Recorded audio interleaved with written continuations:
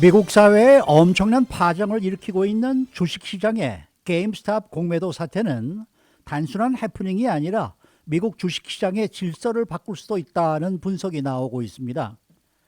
월스트리트 대형 금융기관 등 기득권이 지배하고 개미 투자자들이 끌려가는 주식시장이 이번에는 게임스탑 공매도 사태를 계기로 달라질 가능성이 보여 주목됩니다. 워싱턴 정치권도 또 공화당, 민주당, 진보와 보수를 떠나 이번 파문과 관련해 미국의 주식시장이 달라져야 한다면서 강력하게 변화를 주문하고 있습니다. 또 요즘 국가 간의 백신 확보 경쟁이 치열해지면서 백신 공급에 대한 우려가 커지고 있는 가운데 유럽에서는 백신 공장을 급습하는 사태까지 벌어져 충격을 주고 있습니다. 오늘 이런 소식들을 전해드립니다. 정석 국장 어서 오십시오. 안녕하십니까. 자, 이번에 이 게임스탑 공매도 사태 그렇게 쉽게 가라앉을 것 같지가 않습니다. 그렇죠. 어제 뭐 아메리칸 인사이드 아메리카에서 그 박형경 기자도 보도를 네. 자세히 해드렸습니다만 요즘 이게 뭐 가장 핫한 이슈예요. 글쎄요 말이에요. 굉장히 좀 시장에 주식 시장에 아주 뭐 핫 이슈가 되고 있고 이게 단순히 해프닝 잠깐 일어나는 그 재미있는 일 이런 정도가 아니라 네. 정말 그 엄청난 변화의 시작일 수도 있다는 점에서 관심을 모으고 있습니다. 그러니까 이 게임스탑 사태라는 것은 지금 미국의 시대상을 적나라하게 보여주는 극적인 이벤트이자 기성세대, 기득권 세력들과 새로운 세대 사이에 대립을 나타내는 현상이라는 그런 평가가 나오고 있습니다. 네. 뭐 사회학 전문가들이나 경제학 전문가들은 이번 사태를 정확히 보려면 게임스탑이 상징하는 것을 이해해야 된다 이렇게 얘기하고 있는데 게임스탑은 뭐 아시다시피 이 오프라인에서 게임을 구입하는 그런 곳이지 않습니까? 그래서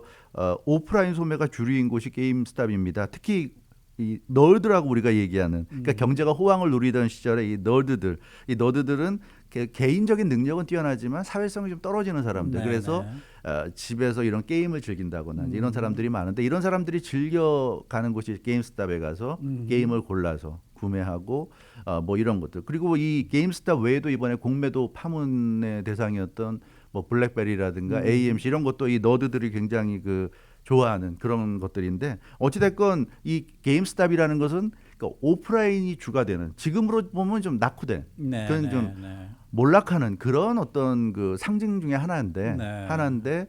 이것이 그 최근에 이 CEO가 바뀌면서 온라인으로 이걸 한번 그 변화를 주겠다. 근데 그러니까 이 게임스탑에 관심이 많고 좋아하는 그런 너드들 많은 사람들이 그러면 이 사업 구조가 바뀌나 변화가 있고 이거 네. 호재가 되겠다. 그래서 어허. 주식을 구입하게 된 거죠. 네, 네. 개미 투자자들이 들어가서 이 게임스탑 주식을 구입하면서 주식이 좀 오르기 시작했는데 그러니까 소위 얘기하는 그 뭐 작전 세력이라고 할 수 있죠. 뭐 헤지 펀드 같은 기관 투자자들이 들어서 이것을 이제 공매도를 하게 된 겁니다. 네. 공매도는 뭐 아시겠지만 주식이 없는데 주식을 거래하는 게 공매도잖아요. 네. 그래서 빈공짜 공매도인데 그러니까 이런 그 헤지 펀드 같은 거대 세력들이 골라가지고 적당한 타겟이 될 만한 그런 그 주식을 골라가지고 그 주식을 빌려서 본인이 소유하고 있지 않은 주식인데 빌려서 그것을 파는 거죠. 네, 네. 주식을 팔게 되면 주식 가격이 떨어지죠. 떨어지잖아요. 네. 떨어지니까 개미들은 또 흔들리게 됩니다. 그럼 네, 개미들도 같이 또 이제 던질 수밖에 없고 팔게 될 수밖에 없고 그러니까 떨어지면 탄력이 붙어서 계속 떨어지고 그렇게 네. 해서 낮은 가격이 되면 그때 이것들을 다시 구입하는 거죠. 네, 네. 근데 그럼으로써 차익을 챙기고 이득을 챙기는데 그 과정에서 개미들은 다 이제 개인 투자자들은 다 이제 죽어나가는 그런 상황인데 전형적인 그런 공매도였는데 이 공매도 계획을 사전에 이 공매도 세력들이 이 온라인상으로 공개를 하면서 개미 투자자들에게 좀 경고를 한 건데 이걸 보고 이제 이 너드들 능력이 뛰어난 이 너드들이 굉장히 분노해가지고 네, 자신들이 상주하는 그 사이트 레딧에 들어가서 레딧에서 우리가 이렇게 당할 수 없다. 네. 우리가 지켜보자. 네. 이 공매도 세력으로부터 우리 주식 지켜보자. 이렇게 돼가지고 순식간에 이 게임스탑 사실은 뭐 그렇게 올라갈 상황이 아닌데 뭐 1000% 이상 오르고 엄청난 그 올라가면서 이제 우리가 아는 그런 이제 사태가 벌어지게 된 건데요. 그러니까 이 공매도라는 거는 그 어찌 됐건 이렇게 이 좀 불안한 약간 거품이 끼어 있는 그런 쪽의 어떤 주식들을 대상으로 이루어지는 건데 중요한 것은 이것이 이 기존의 이런 그 주식 시장의 질서를 이용하는 기득권 세력과 여기에 대해서 밀레니얼 세대들, 너드라고 그랬지만 이 밀레니얼 세대들이 어떤 그 대립이 극적으로 나타난 현장이고 네, 순간이다. 네. 뭐 이렇게 말씀드릴 수 있을 것 같아요. 그래서 이게 단순한 문제가 아니라 지금의 어떤 미국 사회 또 주식 시장의 모습을 정말 극적으로 보여주는 그런 모습이기 때문에 우리가 이건 주목을 해야 할 수밖에 없는 사회적 현상이라고 할 수 있겠습니다. 그러니까 이 게임스탑 사태가 주목받는 것은 지금 그동안의 기존 주식 시장의 질서가 지금 좀 바뀔 수가 있다는 얘기죠. 그렇죠. 바로 그 점이에요. 그러니까 네. 여기서 중요한 건 미국 주식 시장이 작동하던 그 흐름이라는 게 이 개미들이 결국 그 기관 투자자들이라든가 이런 주식 시장의 큰 손들에 의해서 좌우되는 시장 속에서 어떤 그 흐름 속에서 운이 좋으면 돈을 벌고 네, 아니면 돈을 잃는 그런 흐름을 따라갈 수밖에 없는 것이었는데 이번에 개미들이 집단으로 반기를 들었고 이것이 시장의 질서를 바꾸는 계기가 될 수 있다는 거예요. 그러니까 미국 주식 시장은 대형 기관 투자자들이 주도하는 것이 당연한 것처럼 여겨졌는데 이번 게임스탑 그 주식 파동을 겪으면서 그런 기존 질서가 요동치고 있습니다. 그러니까 게임스탑을 즐기는 제가 너드라고 그랬지만 이 너드들은 밀레니얼 세대잖아요. 그래서 젊은 세대를 상징하는데 학교 다니면서 학자금 융자부터 해서 그러니까 사회에 진출할 때 이미 빚더미 속에서 사회에 진출하면서 시작부터 등골이 위는 그런 상황에서 세상에 대한 불만을 가질 수밖에 없고요. 네. 그러니까 왜 우리가 이렇게 빚을 안고 사회생활을 시작해야 되는지 우리가 왜 이렇게 금융 기업들의 돈을 갚아주는 대상이 될 수밖에 없는지 이런 분노를 가지고 시작을 하는 사람들이고 여기에 코로나19 팬데믹 때문에 그나마 시작도 못하고 사회생활을 아니면 시작해서 얼마 안 된 사람들이 쫓겨나 이런 지금 상황. 그게 엄청난 좌절감을 맛보고 있는 상황이에요. 여기다가 스티뮬러스 패키지도 뭐 $1,200, $600, $1,400 정말 속된 말로 하면 무슨 껌값 같은 돈. 뭐 그런 돈 받으면 당장 도움은 될 수 있겠지만 뭐 하루 이틀 도움은 되겠지만 그게 뭐 그런 걸 보면서 무슨 정치인들이 생색내는 것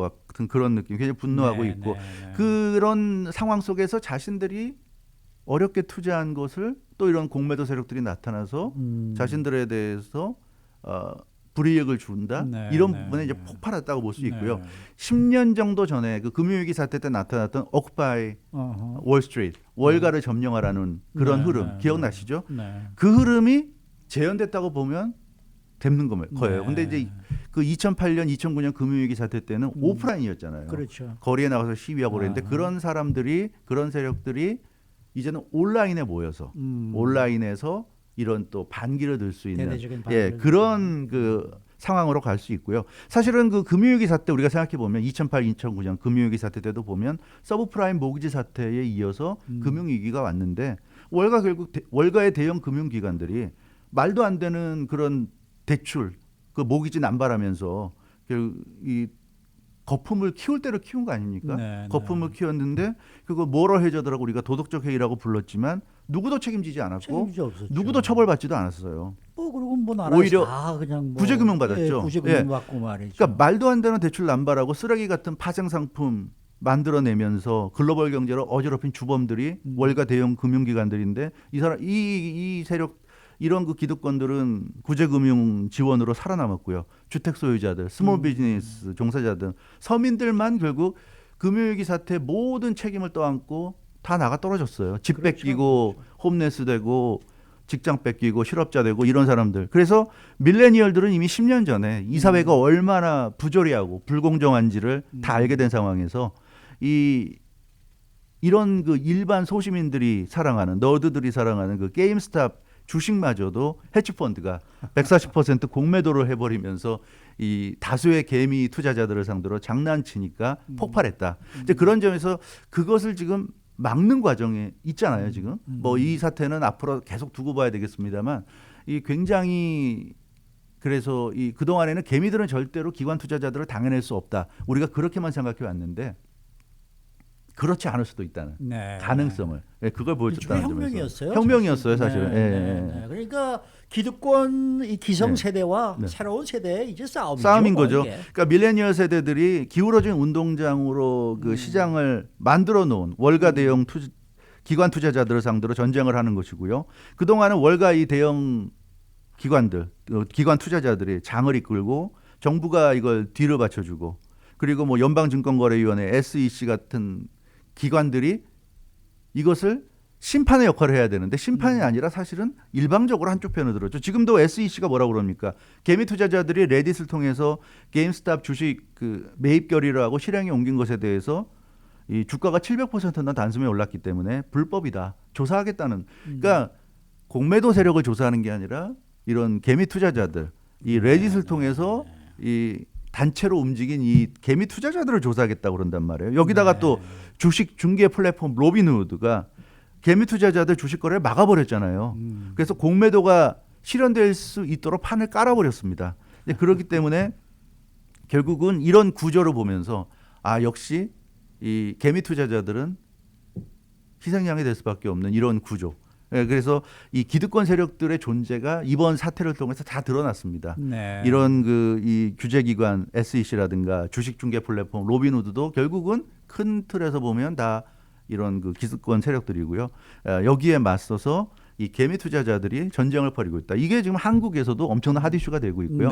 한국에서도 엄청나게 많은 사람들이 투자를 하고 있고 그래서 많은 개인 투자자들이 지금 응원하고 있습니다. 이번만큼은 개미들의 혁명으로 좀 이기자. 이겨가지고 주식시장의 질서를 완전히 바꿔버리자. 바꾸면 좋겠다. 적어도 이렇게 말도 안 되는 정말 장난치는 이런 흐름으로 가지 않도록 만들어야 되겠다. 이제 이런 얘기들을 지금 하고 있는데요. 아무튼 앞으로의 상황이 참 주목됩니다. 네. 그런데 사실 지금 보면은 또 의외로 이런 개미 투자자들에 대해서 이 힘을 실어주는 영향력들이 지금 많이 나타나고 있죠. 많이 나타나고 있어요. 그래요. 일단 연방상하원이 그 청문회를 열겠다고 그랬는데 SEC를 불러가지고 청문회를 열겠다고 그랬습니다. 특히 오하이오주의 세러드 브라운 민주당 연방상원 의원은 이번에 연방상원 금융위원장으로 내정이 됐는데요. 어제 공식 성명을 냈는데 그 내용이 월가와 SEC를 질타하는 입장이었습니다. 굉장히 관심을 모았는데 뭐라고 그랬냐면 월가 사람들은 그들이 다칠 때만 제도에 신경을 쓴다 이렇게 지적했고요. 미국 근로자들은 진작부터 월가 시스템이 고장났다는 것을 알고 있었다 이렇게 얘기했습니다. 굉장히 그 개미 투자자들을 지원하는 그런 얘기였고요.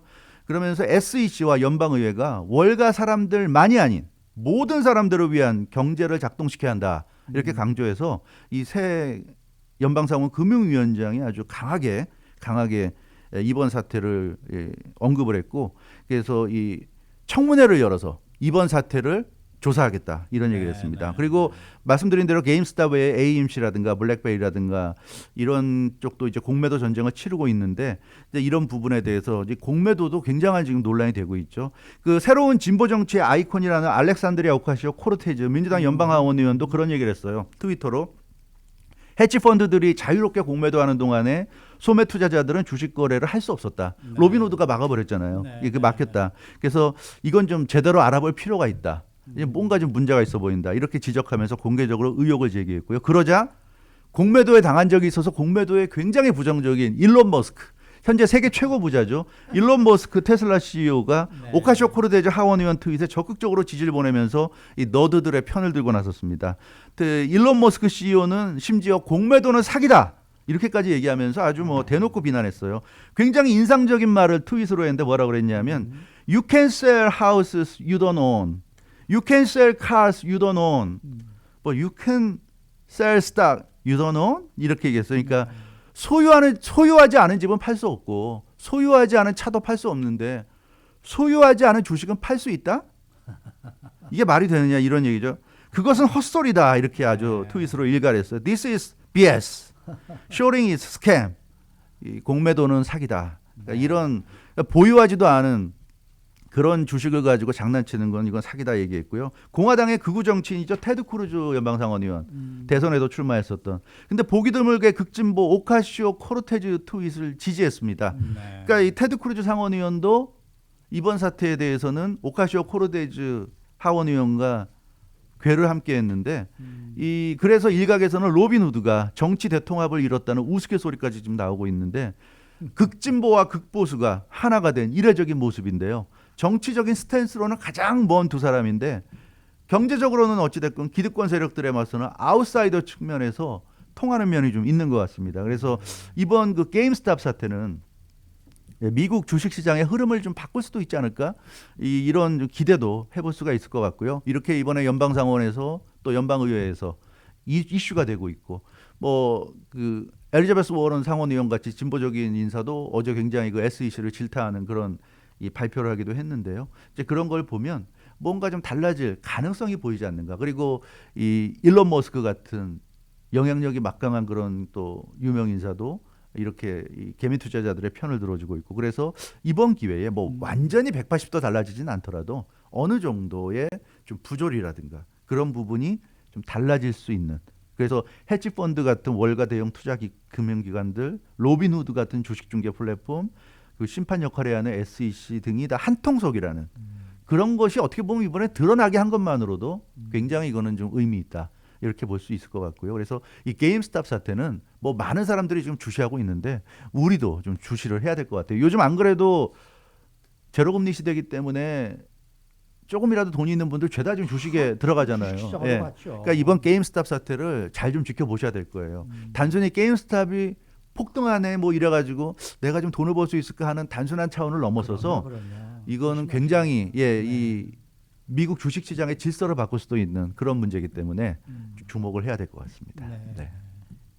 자, 유럽에서 백신 확보를 놓고 네. 이제는 백신을 만드는 제조 공장을 찾아가서 단속까지 하는 상황이 벌어지고 있다는 소식인데요. 그렇죠. 그래서 지금 뭐 유럽 연합이 벨기에에 있는 아스트라제네카 백신 공장을 점령했다는 소식까지 아이, 참. 들어오고 있습니다. 왜냐하면 아스트라제네카가 유럽 연합에 얼마의 양의 백신을 언제까지 주겠다고 약속을 했는데, 계약을 했는데 최근에 이걸 그 못 맞추겠으니까 그 양을 줄여야 되겠다 그러니까 유럽 연합이 의심한 거예요. 너네 미국으로 빼돌리려는 거지. 근데 이런 생각을 해서 이거 급습을 한 거죠. 네. 뭐 그럴 정도로 지금 전쟁이 좀 극심하다고 그럽니다. 네. 정말 그야말로 백신 확보가 이젠 전쟁이 되고 전쟁이 되고 같아요. 말았어요. 그래서 유럽 연합이 뭐라 그러냐면 아스트라제네카 그리고 그 파이자 바이오엔텍 백신도 유럽에서 지금 만들어지고 네네. 있거든요. 그것도 함부로 가져가면 안 된다. 어허. 지금 그래서 제도화 시켰어요. 미국으로 수출하는 것도 반드시 유럽 연합의 허락을 받고.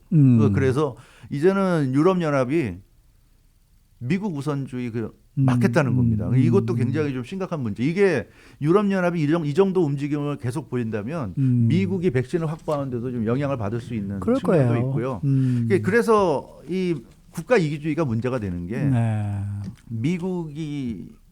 미국 우선주의로 나간다 하더라도 또 다른 나라들은 자기도 우선주의로 나갈 테니까 그렇겠죠. 이건 좀 심각한 그러니까 문제가 지금 될 수 조 바이든 대통령이 1억 도수씩 더 지금 저 파이저와 모더나 거를 지금 더 사겠다라고 얘기는 했습니다만은 제약회사 측은 아직도 확답을 안 주고 있거든요. 네, 계획만 발표를 했지. 뭐 우리가 정말 뭐 얼마에 1억 도수를 더 팝니다라는 확답을 좀 아직도 안 주고 사실 있단 뭐 말이에요. 제약회사 입장에서는 미국하고만 거래하면 앞으로 네. 유럽 연합이나 영국이나 다른 선진국들하고 다 거래가 끊기게 되면 그렇죠. 예를 들어서 극단적으로 얘기하면 그럼 자기들도 손해거든요. 그렇죠. 그러니까 너무 아무리 미국이 힘센 나라지만 미국 눈치만 볼 수는 없는 거니까 좀 굉장히 이게 좀 이 정치적인 이슈가 되다 보니까 네. 제약회사들도 눈치를 보면서 아주 이게 좀 심각한 문제가 되고 있습니다. 네, 수고 많으셨습니다. 주영석 국장이었습니다.